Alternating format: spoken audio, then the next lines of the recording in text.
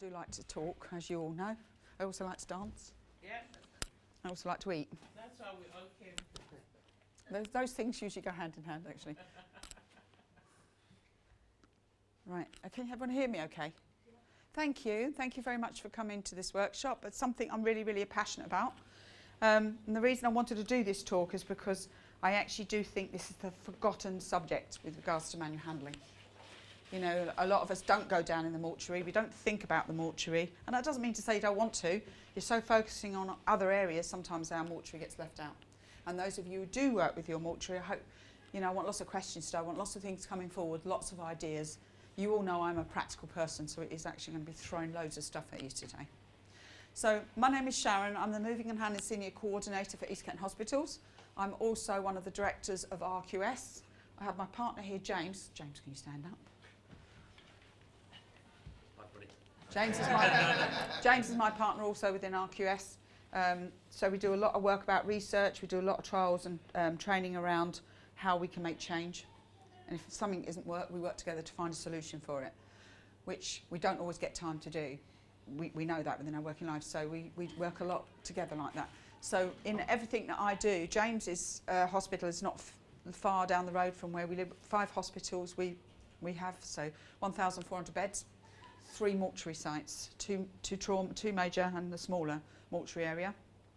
And James down at Medway, I'll let him in a minute once we start going through his presentation to tell you a little bit about his trust and the issues that they face there. Another colleague of mine, Tracy, she's not in here, but she's at Maidstone, so we work a lot with them as well, and the issues within their mortuary. And it's actually really opened my eyes, and I've done a lot of work with the years, thankfully to Hillrom as well, with regards to some of the stuff that we've done going forward and to make change. So that's a little bit about what we're going to be doing today. So the agenda is about the mortuary during a pandemic. The reason I say that is because once COVID hit, everybody was talking about the nurse, how busy the nurses were. Who was talking about the mortuary guys? Who was talking about the technicians? And what they were having to put up with. So we're going to be talking about that. We're going to be looking at the numbers of bodies that went through our mortuary. So if you're a bit squeamish, you shouldn't be in this one. We're not going to be seeing any dead bodies, honest. We're going to get the staff pretending to be the dead bodies. They moaned when I asked to put them in the fridge, though. Mind you, I did put James in a body bag and do it up. It is uncomfortable, personally. You hurt your back. I've been in a few times. I put him in a body bag. He went, please don't zip it up. Pointless even asking, wasn't it? I zipped it right up, and then I wanted to go for coffee break, and let me. So we're going to look at manual handling risks within the mortuary. We're also going to look at previous mortuary systems. So what we're already doing, maybe some of you are still doing. Cost of litigation, massive. It's huge, especially with injury. New processes and hoisting systems. Has any of you ever sat in my mortuary talk before? I've got anyone who's sat in one? Oh, so I'm not going to sound like a bit of a crap record every now and again, which is good. It's always a bonus. We will get this presentation on. You will. So during the pandemic, 109 deceased patients went from our temporary, our mortuary because we couldn't cope. So we're going out to temporary mortuaries. So we take an awful lot of community bodies coming into our hospital, and probably like a lot of acute trusts, you probably do that yourselves. So those bodies will come in and they'll be stored if they're going off to have a PM, or it may be just waiting for undertakers to release them, or it may be that they're having to be coronered. So we're not sure they're there for a period of time. But 109 of those we couldn't cope with, so were sent off to a temporary mortuary store, which is really, really worrying. So we were at capacity in January 2021. Some undertakers, the whole firm isolated, so they couldn't even collect the bodies. So we weren't even getting the undertakers to come in and take the bodies that did need to be taken. Am I hearing the same issues? Was it the same in your trusts? So we were then starting to get this backlog, let alone of the government saying you need to do a PM on a patient who dies of COVID because we need to see what the underlying condition was. So I was blown away when I went down to the mortuary to see what these guys were doing, and could not believe the 9 bodies all waiting on the slab that one day for a PM. That was just one day, and then they were doing this next and so on. So we don't charge our undertakers to store bodies here, and it's ridiculous because they just use us as a Grab a storage seat, ladies. facility, basically. So yeah, it was pretty frightening actually. It was worrying, to be fair, especially with all this. Actually, they've died of COVID, so what else was the problem? And then still list it as COVID in the first place. But let's not go there with that. That's another story. So in April 20 to March 2020, our financial year saw 2,681 bodies come out of the William Harvey Hospital. That's one site. And 1,954 at the QEQM site. The William Harvey is our bigger hospital. Margate Hospital. Did someone ask me what's QE? Sorry? Yeah. Oh, yeah, QEQM, Queen Elizabeth Queen Mother Hospital. Okay. So I'm just abbreviating, sorry. Yeah, So that's the other William Harvey Hospital. Yeah, that's not familiar with those hospitals. Oh, all right, sorry. Didn't see Yeah, well, that. do tell me, because I do waffle. And then the Kent and Canterbury, 800. That's the smaller. It's not our trauma major area, but it actually stores bodies. They don't do PMs in there. So they only store bodies. So that's quite a lot of bodies going through, if you think about it. What is the capacity at all 3 hospitals for the mortuaries? What? How many fridges do we have? Yes. 100 fridges in the main part storage area, and out the back we've just had 2 new The big ones. bigger ones. We got 4 bariatric units, and we've now had a big great unit put in where typical. I'm going to tell you this story because I'm sure it all will ring bells with you. They've gone, and I do a lot in my mortuary, but every now and again they do forget to ask the question. So they built this fantastic bariatric unit because we've been going on about it for ages. That's great. Back, nice little slope. And they've bought a fantastic powered trolley, bariatric one at that, to put the bodies on. But then some stupid idiot, oh sorry, am I allowed to say that? You have to go around a corner. So you get to the bottom of the slope, you have to then manually turn it off because you crash into the fridge in front of you because it's not wide enough. And you've got to try somehow get it around the corner. That turn is. What do I know? Oh. So I'll keep moaning about it and say they can't use the power trolley because it's actually damaging themselves and their fridge. So post-mortem data. So in April, March 2019 to 2020, total 1,578 post-mortems. And William Harvey, 806 of those PMs, 25 were bariatric. Wow. The biggest bariatric patient we've done a PM on was 69 stone. Why would you do a PM on a 69 stone patient? I was glad they did. I learned loads. It was really, really interesting to actually look how the body changes. I think we spoke about that when you did my bariatric session. That's high. QEQM, our Margate Hospital, 772 PMs, 38 bariatric patients in that same year. What do we class as bariatric? I've read your mind, see? So a bariatric patient is going to be any patient that possibly is maybe over at 19 stone, that may only be 5'4", or well, less than 5'4", 4'11". So you're actually looking at BMI up against weight. So sometimes you'll have a 25 stoner who's 6'5". Drayton, for argument's sake, those of you know our Drayton up here makes me look like right. I've had loads of pictures taken with him today. You know, they carry it this way. But when you've got someone quite small and carrying it this way, you've then got problems. You've then got width, working with equipment. And obviously, we're talking dead weights, guys. A bit worrying if they're not. I shouldn't be in there. I just thought, you never know, space. And April 20 to 21, total 1,334. Again, William Harvey, 862 PMs, 34 bariatric patients. And QEQM, 472 PMs. Now, it's a slight change there, and that was because they started to look at management processes of trying to get a major area to look after one lot. So they looked at the bigger site because we had the new fridges coming in with the bariatric, so they were moving them from site to site. Now, I'm sure each and every one of you, so does any of you go down? Hands up those who go down into their mortuary. So I'm sure each and every one of you going down in your mortuary, depending on the size of your hospital, you have the same things going on. So when you go down in your mortuary, what equipment do you see? what do we see? Sorry? Trolley. Trolley? Electric trolley. Yeah, the hydraulic trolley to put the Yeah. bodies into the fridge, yes. Yeah. And obviously. Tracking system? Oh, I love you already. Yeah. What else do we normally see? Slides. Pat slides. Oh, we love the old pat slides, don't we? Manual handling risks within the mortuary. Now, on a ward, we will have a conversation around do not lift a patient. We know we don't lift a patient. Nursing Midwifery Times say it, the Nursing Midwifery Council state it, the Manual Handling Operations Regulations state it, Management of Health and Safety at Work Act says don't do it. So we don't. We put a hoist in. Yet in a mortuary, oh, it's all right, out of sight, out of mind. You know, on a ward we'll say if you need to lift the patient or move the patient and you laterally need to move them, how many staff does it take to laterally transfer a patient? Depending on patient's condition, isn't it? 3 minimum, unless they can shuffle over themselves. You might put a pat slide in, get them shuffle over. But other than that, minimum of 3. 4 upwards, and so on with bariatrics.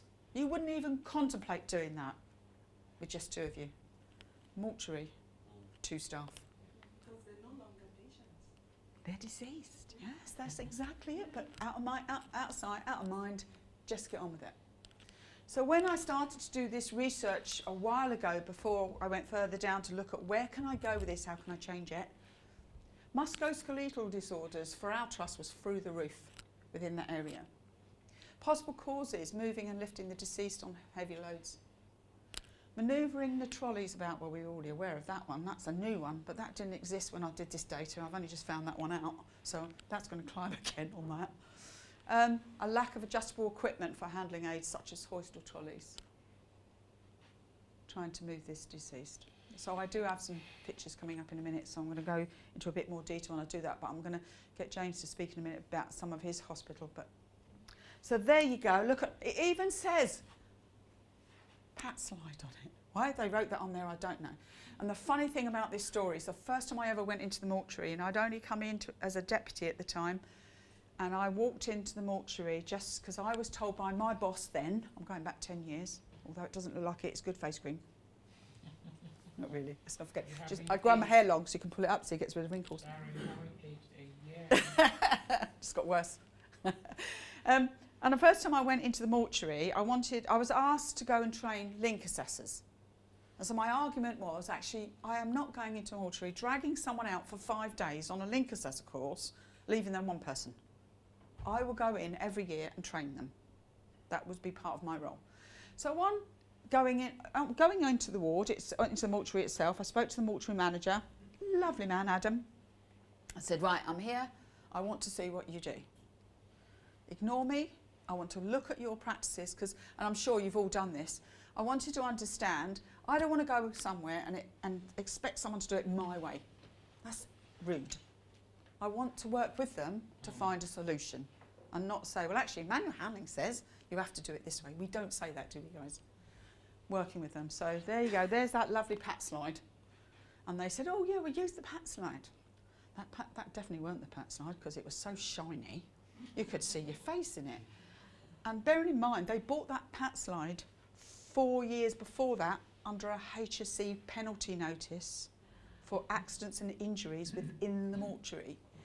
We had, out of the 4 sites, we had 6 morticians between the 3 sites, 2 on each. And we had 3 hernias and 1 prolapse disc. But no one had noticed that until I started looking at the legal cases coming in. Damages to the bodies. How many? Yeah, we're massive. That's legal stuff where Massive. they drop them. By Yeah. Or bash their heads in as they're going into the fridge and just. accident after death. Yeah. So that's on top of everything else that's going on. So if we, What's the 4x2 for? that's what you, in case they're not dead. You don't know that. No, you don't. Sorry, that's awful. Sorry, guys. This is their storage. I don't know. I think that was put there when they started to do the new build, if I'm honest. Because when I took that picture, this was much later. Well, I'm hoping anyway. So with their pat slide, this is an original picture from the day I took it. Look how shiny that pat slide is. And when I took that, I could not believe the tension, neck and shoulders, you can see it.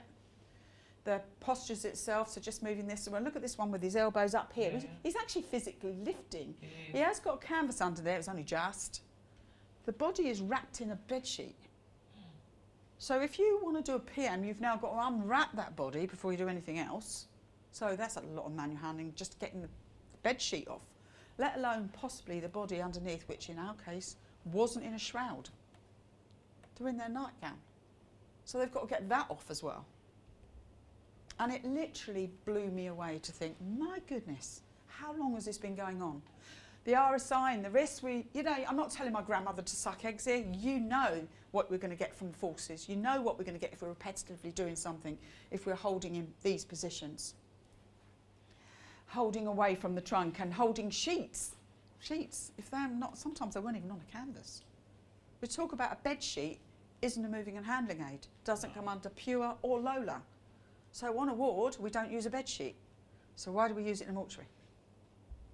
Because it's acceptable, because it's out of sight, out of mind. So that lovely pat slide, and the worrying thing about that is, as we went further in, they nearly dropped the body on the floor. And I had to stop them and go, stop, I can't do this. You're taking my breath away. Now I'd like you to remove the pat slide and do what you normally do. Stop using the pat slide, because I know you don't use it, it's too shiny. So they went, oh, okay, and off they went. They literally, as the bodies were wrapped up, one person at one end, one person at the other end, Top went down. over with the body. Really, really frightening, because that body went bonk down. And I found that quite distressing, because having lost members of my own family, my God, that's happening to them. So it shouldn't be happening to them, but it was. But was it those guys' fault? What else are they supposed to do if nobody's listening to them and manual handling's not giving them a second thought? So I'm just going to very quickly just get James, if that's all right, James, to stand up just to say a bit about Medway, because I want you just to sort of understand that it's not just our trust, and if any of you got any questions at this point, do jump in. I'm conscious of the time, so I think we've got 45 minutes, haven't we? Yeah. Just a question about, you said they had a canvas underneath them. Yeah, That body. well, some of our wards, we've got a much better process now, which we'll talk about later, but some of our wards, like in A&E, Yeah. we have our campuses, and it's almost a bit like Gollum on our wards, because if there's something that appears, it's like, oh, that's ours. We're having that, never going to see that again, and then it suddenly appears underneath the patient. You think, that's an A&E canvas, I wonder where that one come from.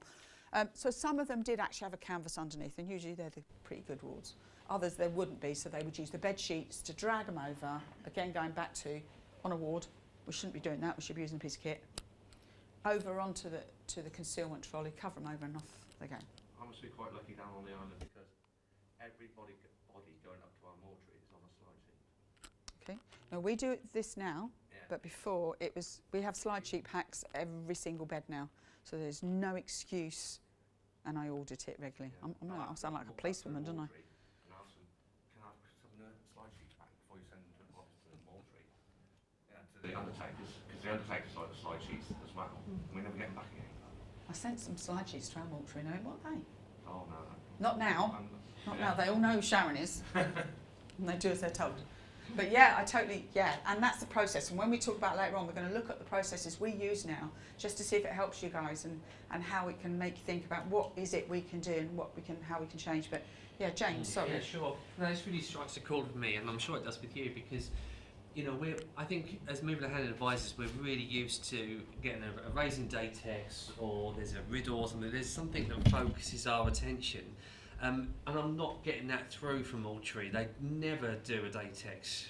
It's not because they're not suffering, they're not struggling. They are. It's just you're right. They're sort of forgotten about almost. They just get on with it.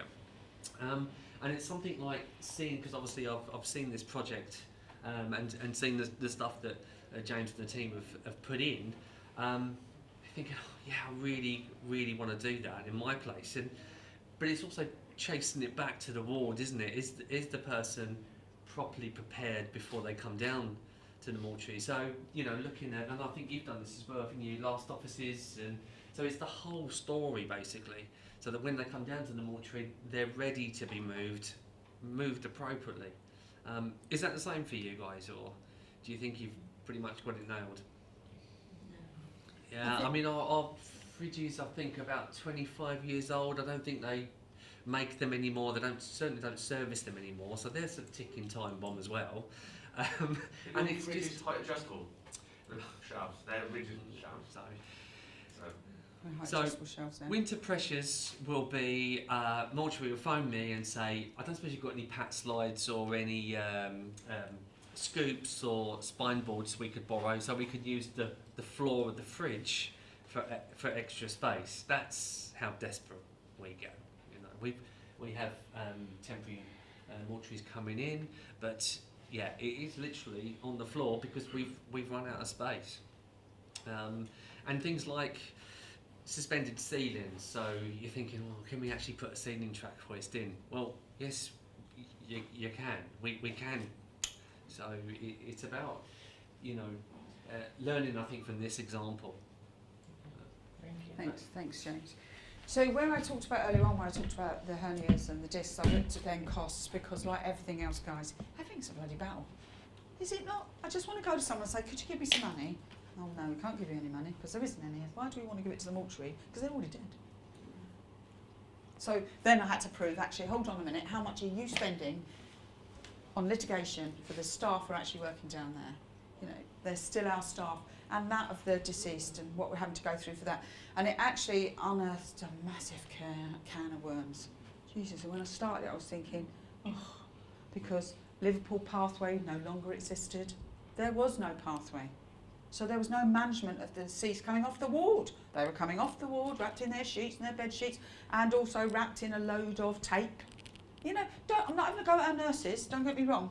You know, they still washed that patient, they still prepared that patient. Some of those patients come down with flowers on them. You know, that used to put a flower onto the chest. They'd do all of that. That wasn't a problem.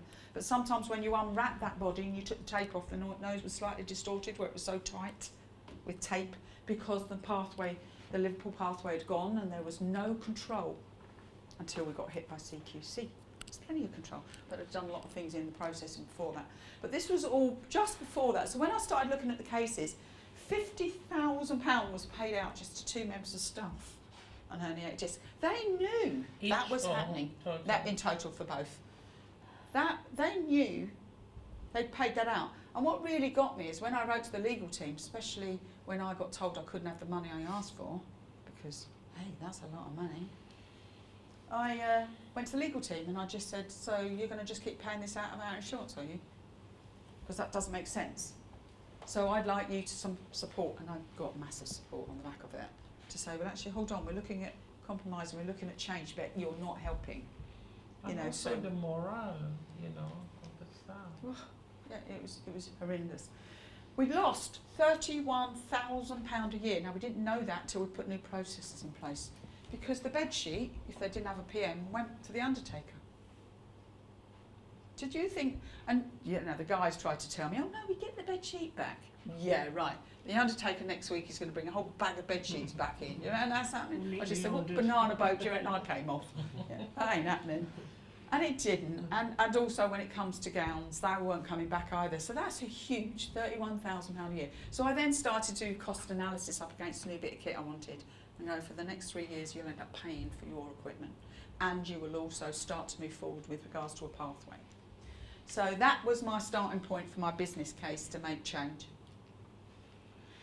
So our processes that we put in, and for those of you who know me, I am very anal. I like to have safe systems of work, risk assessments, photo boards, everything that's going to make that life easier for the individual who's working with it. So we've started to look at actually preparing the patient for death. And this, you know, this is not a dead body, this is a member of my team, all dressed up here. Just I'd worked her so hard she just looks like a dead body. So we started to prepare the deceased by looking at the shroud.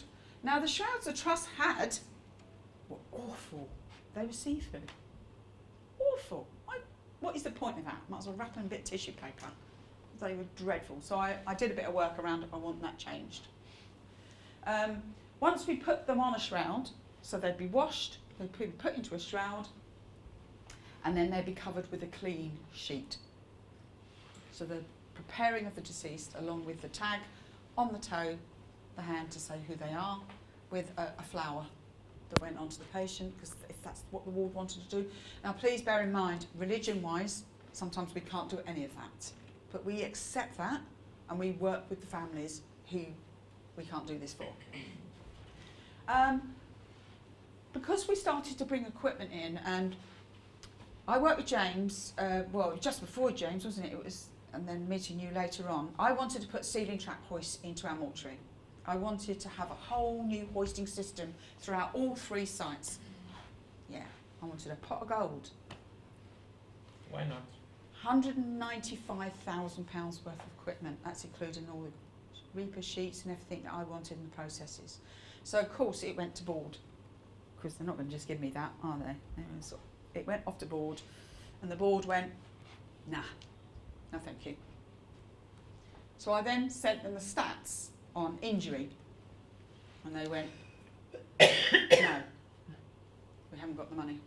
So I then went down to the mortuary and I took some pictures in the PM room, as they did a PM, because we've got hoisting systems all in our PM room as well now. And I took a picture. Anyone's squeamish, no one's going to pass out on me in here, eh? Can't do the paperwork. So what I took a picture of was the mortuary guy. They were doing a PM. They wanted to prone the deceased, so they need to get to the back. So if any of you are familiar with PMs, that's what we do. So they were underneath, and as I went to move the body, the blood is dripping off their arms, and they're physically lifting the body to turn them. I took that photo, and I put underneath cost and everything else. And I obviously distorted the picture so you can't see the patient, and I sent it to the board. I nearly got the sack. It wasn't nice. They didn't like it at all. But they gave me £195,000. And we changed our mortuary. And it's become a real passion and drive to keep changing and moving it forward. So we put this process in place because there was no pathway. So I started to write a policy, because no other bugger was doing it, and it said stupid at the top of my head, because I became very passionate about helping our guys out. So I put the pathway in place to say this is a process we will follow, and put a policy there.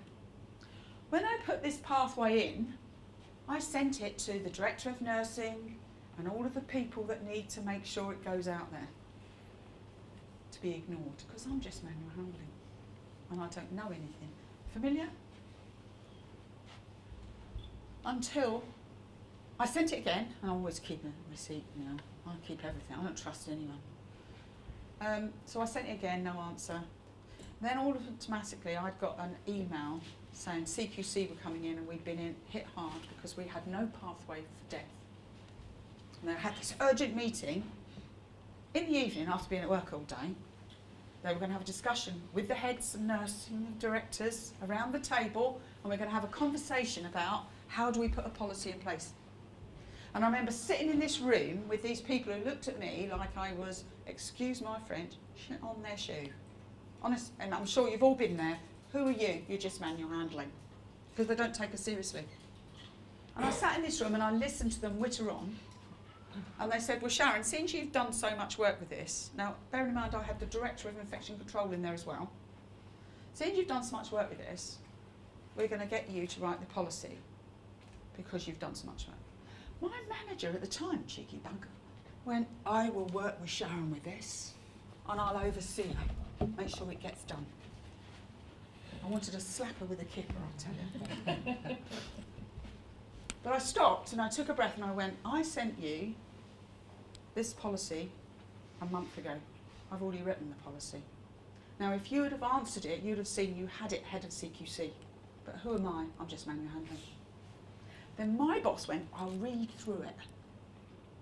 And with that, the Director of Infection Control went, that was the one I was reading yesterday. She said it's brilliant. It is fabulous. I won an award for it, actually, and NHS England, which is very unusual. I was really shocked. For manual handling to win an award like making change was amazing for me and my team. So this process was the process that we put in, and this is the process we still use today. And I don't manage that now because we have teams, care after death teams looking after it. I jump in every now and again if things don't go where I'm supposed to be going. So we then use our green, I call them, they're repositioning sheets, but I wanted it to stand out to the rest of the team. So we call those our mortuary green lift sheets. Look like a canvas.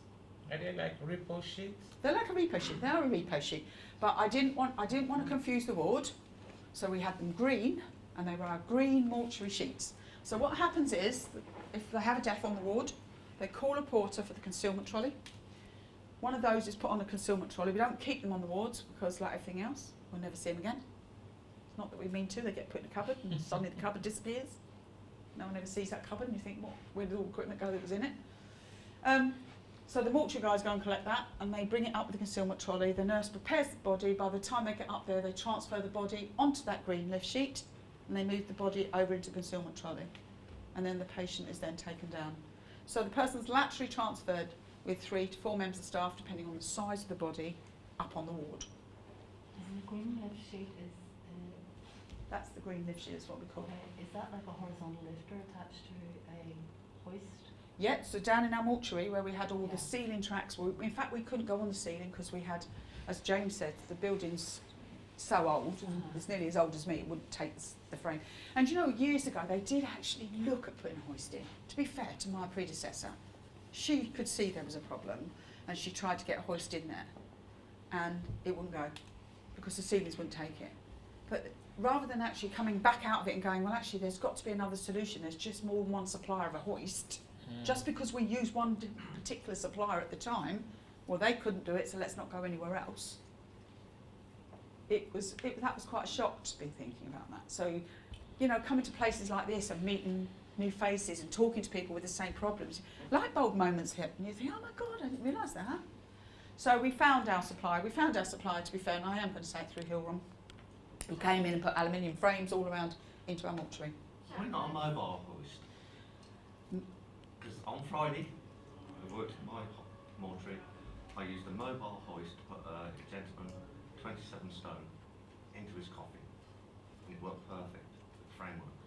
We had got H-frame there for 500 kilos, but we found that the mobile hoist was better because we didn't have to move the temporary mortuary frame system out by it. And this gentleman was on a bed, been in storage for about 3 weeks on a bed. Now, like I say, he gets leaky bits. And he was in the body bag, but with a portable hoist and framework over it, with the coffin, it worked perfect. It went, you know, on the concealment trolley area, or off the bed into the coffin, no problem. And that's a cheaper option instead of having all the frames if the walls can't take it. I think it's a good thing because you're still using a hoist, so I think that's plus plus. But I'm not being horrible to my mortuary guys. Will they go and get a hoist that's in the corner and bring it over to that patient and hoist this patient I'm up? quite lucky at my place. They won't do one of those moves unless I'm there. Because I'm here, the body was supposed to go, being buried on the 8th or so. Okay. Because I'm here, we brought the undertakers in early with the coffin, just to put it in.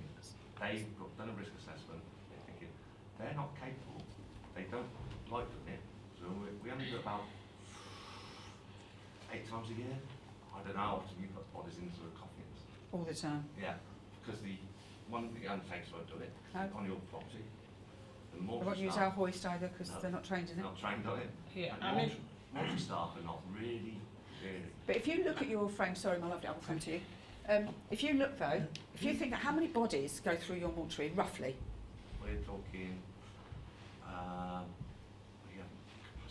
On Friday we were up to 89 bodies.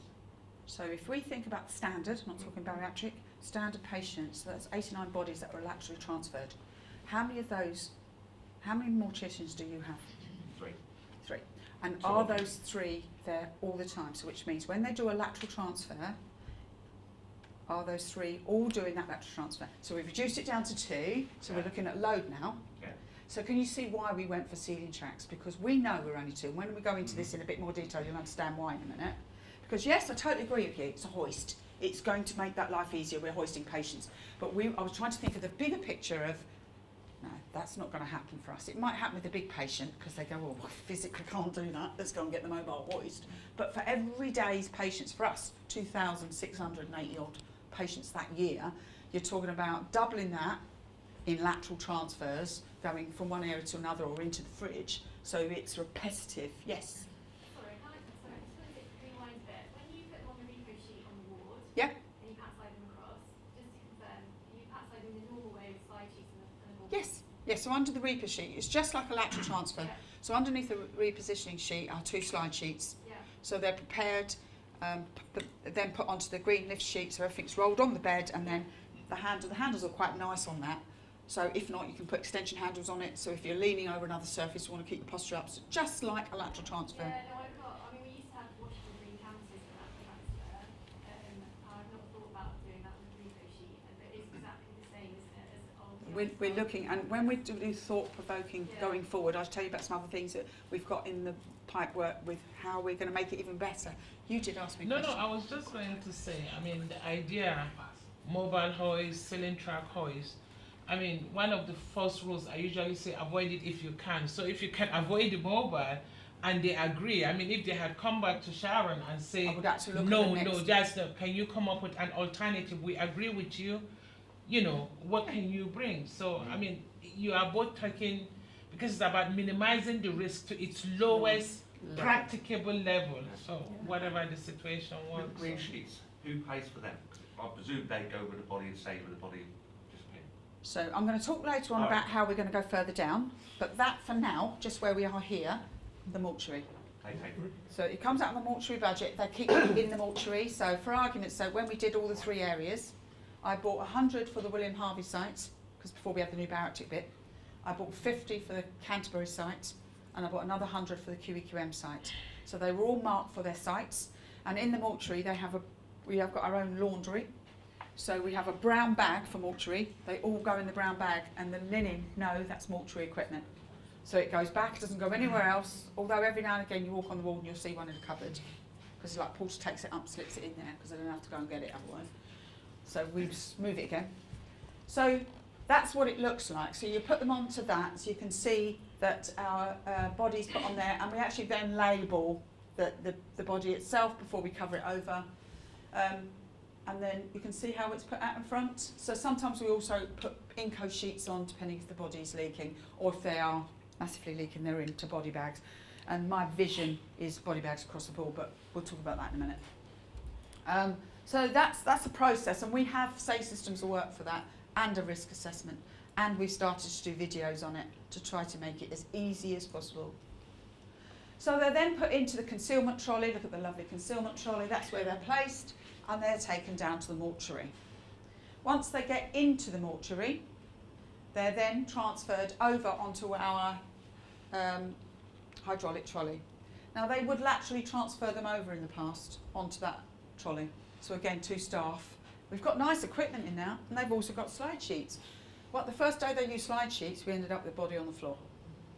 Because it's a small surface, and they're quite slippery if you're not used to them and never used them before.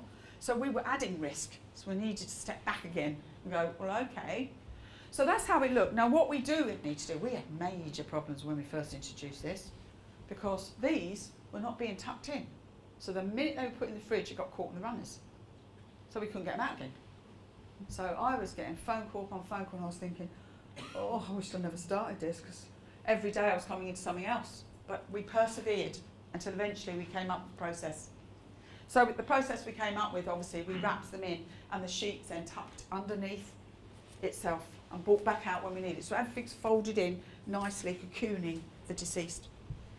We then started to see, and I'm sure some of you had that, we always used to put our bodies in head first, because it faced our PM room, which meant when they took it out, they were ready to go onto the PM table. What we were also finding was we were seriously damaging some of the heads, because not all our bodies lay flat. So as it went in, a porter, I'm making my porters sound really bad, they're not, they're good guys, they work really, really hard, but they'd shove it in, and we had a patient literally took top of the head off. That's family's loved one. It's not unacceptable. So we changed the body, change process, feet first. And yes, when you get them out for a PM, it means turning them around. You've got a hoist, turn them around, stop whinging, get on with it. You know, that's someone's loved one. It's not acceptable. So there they are, prepared to go into the fridge, and this is the system. We went with the double system because we wanted to capture the smallest patient to our biggest patient, and the only patient we couldn't put in that was our 69 stoner. So what we did with that, we'll talk about in a minute, but other than that, they were put into the system.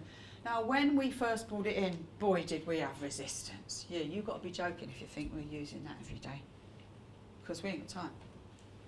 Okay, don't use it. Don't you come crying when you've got a hernia. Don't you come crying when you're not being paid because you can't afford to work and your wife is giving you GBH of the ears because there's nothing coming in, because the trust don't have to pay you, they provided you with the equipment. You choosing not to use it. That's down to you as an individual. And I can be, as you have noticed, guys, a bit stroppy when I want to be. I'm happy to work with anyone, but don't take me for a fool and I will come back at you.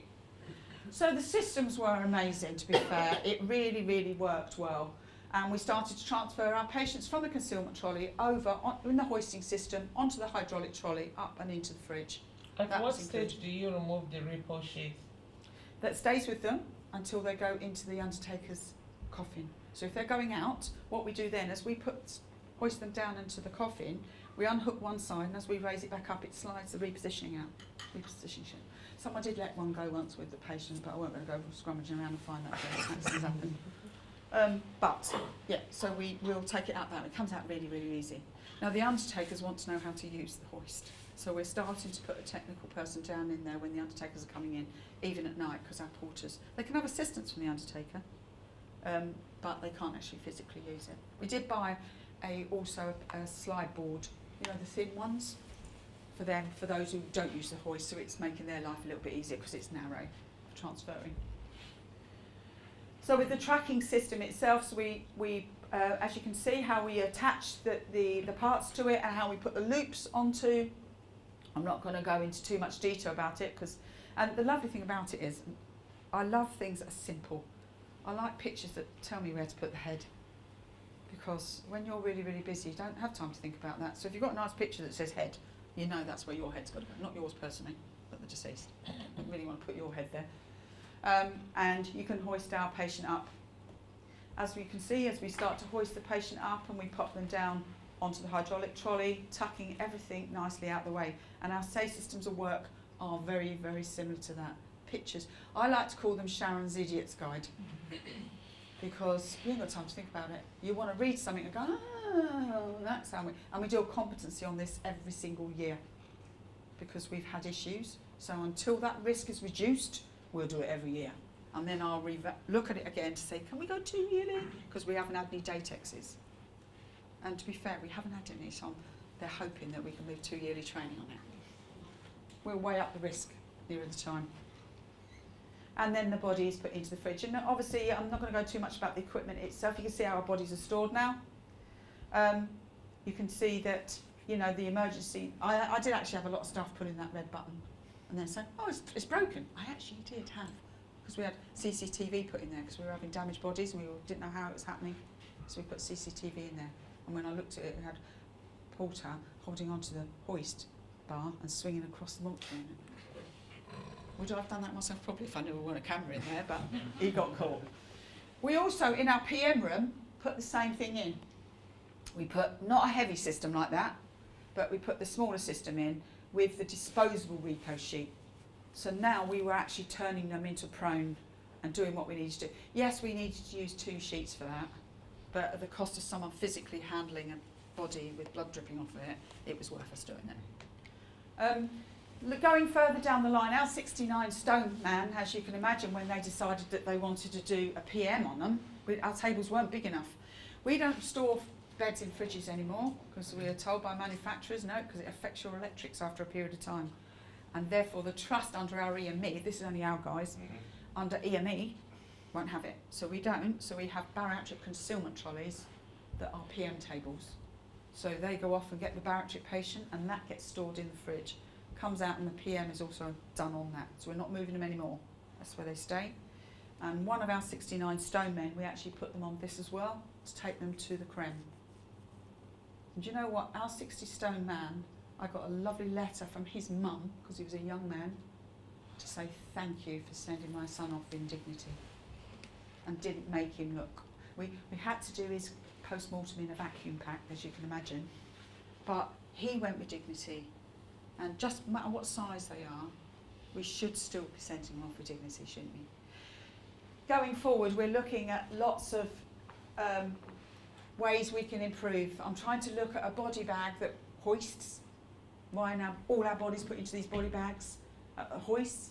We're trying to look at actually how can we make the process even simpler for our nurses on the ward. So we're involving them. So now we have the kit. How can we make it better? It never stops. There's got to be another solution.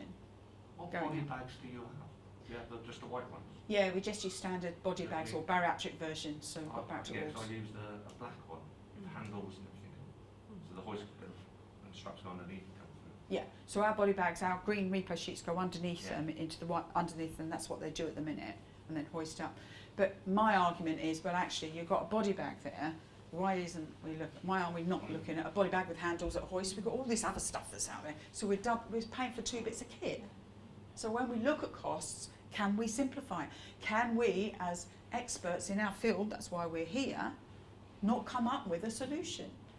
You know, and the lovely thing about it is we do work with some very, very fantastic companies out there who listen, who are prepared to take it forward and go, do you know what, let's work with you, which is Have great. you used the hospital direct mortuary slide sheets? Yes, Straps, the thick Yeah. ones? that's what we use in our PM room, Yeah. the big thick ones and that slide and we pronoun patients with them. Brilliant, Yeah. absolutely brilliant. And that was a guy who came in and said, oh, I saw these. In fact, it was last year's year before's conference when I went to see Dan.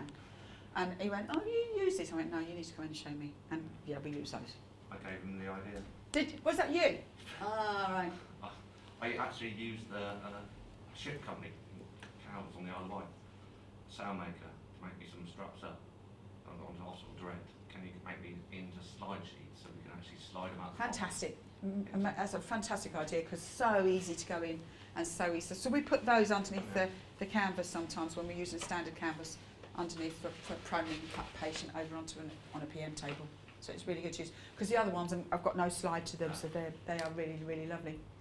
So coming to, and I'm going to come to questions with you guys in a second, but it was the out of sight, out of mind thing that really blows me away, that it is an area that is forgotten. They are dead weights.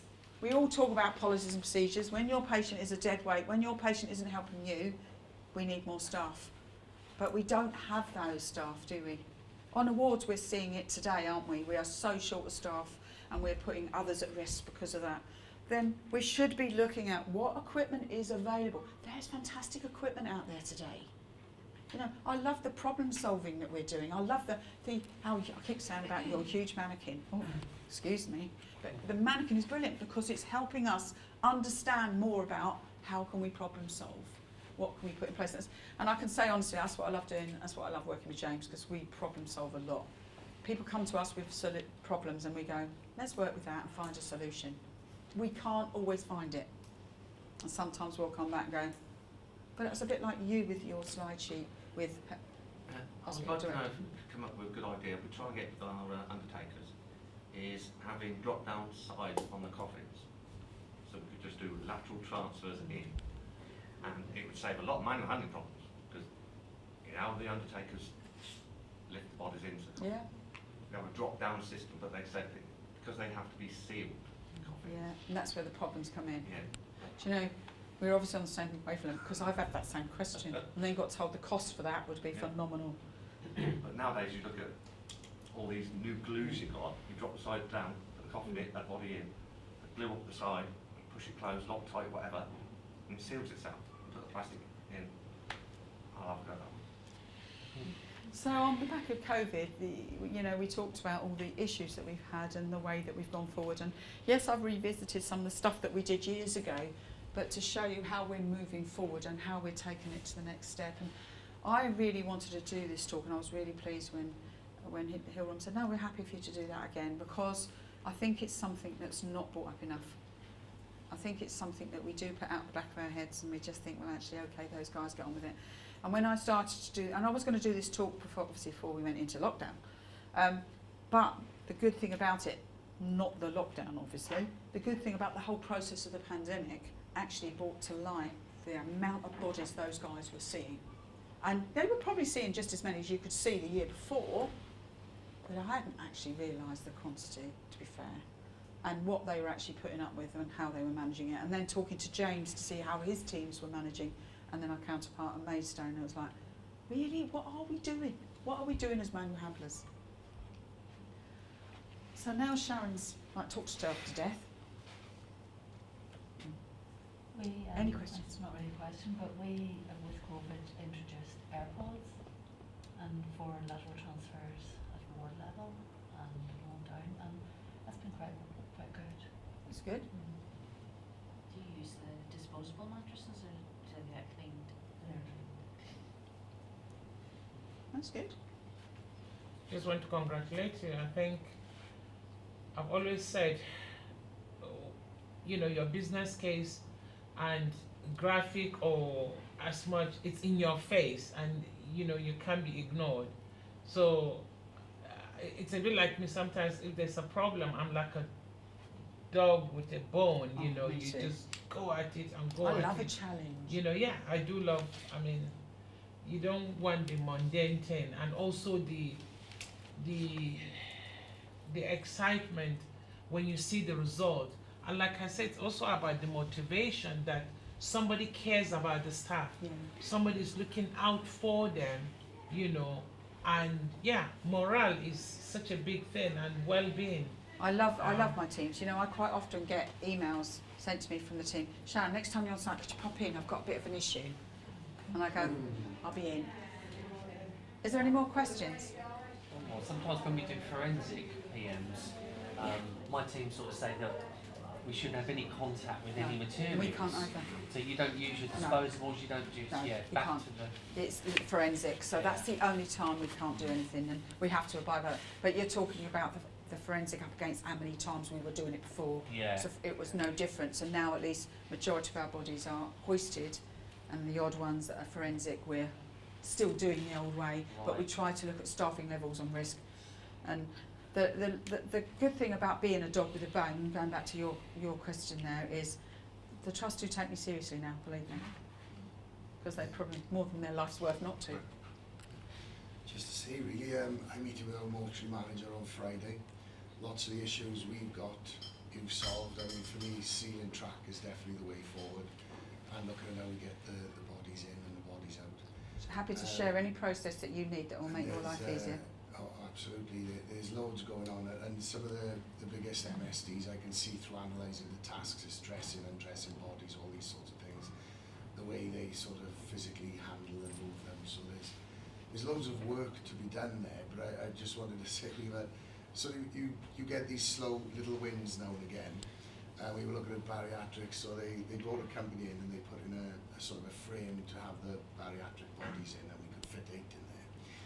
But when I was there, and again, the guys in the mortuary, they tend not to speak up or tell you there's issues. And it was only when I was there sort of doing a report and observing all this stuff. So they had this new bariatric frame, the bariatric bodies, but the problem was no one had checked that it had been installed, it should have been at a slight incline. So when you put the bodies in, they stay in. So what was happening is they put a bariatric body here and they'd slide the tray, and then the tray would come out here. And you push it, and then the tray would, it was like watching a Saturday night game show. You know? It was crazy. And all I had to do was just put a little foot at the front, problem solved. Simple solution. But it just sort of goes to show they're working together though, and this is what the part of the National Back Exchange is about, is that sharing ideas and looking at actually, I can't be the only person that has the problem. So if any of you do need anything, please don't hesitate to ask. And what I am going to say to you now is on your app, best workshop.